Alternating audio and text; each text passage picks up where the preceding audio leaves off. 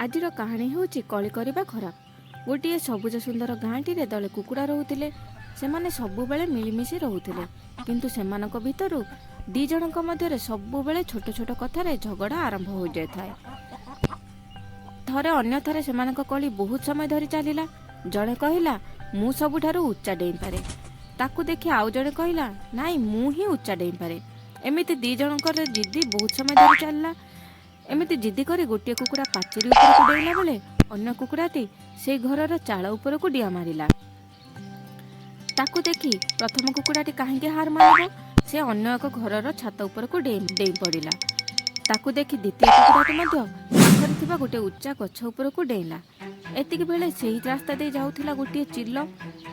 घर उपरे बसिथिबा कुकुड़ाटी को उपरु से देखि पारि निजको भोकिला अनुभव कला। सांगे सांगे चिल्लटी द्रुत बेगरे तलकू खसी आसिला और ता पंजारे कुकुड़ाटी को धरी उड़ीगला।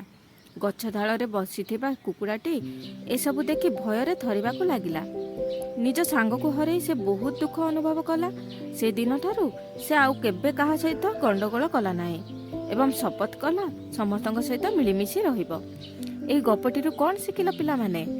आमे शिखिबा जे गपरु कली करबा बहुत खराब। आमे काहा सहित कली करबा नाही, समस्तଙ୍କ सहित मिलिमिशि रहिबा जेमिति कुकुड़ा माने मिलिमिशि रहउचंती।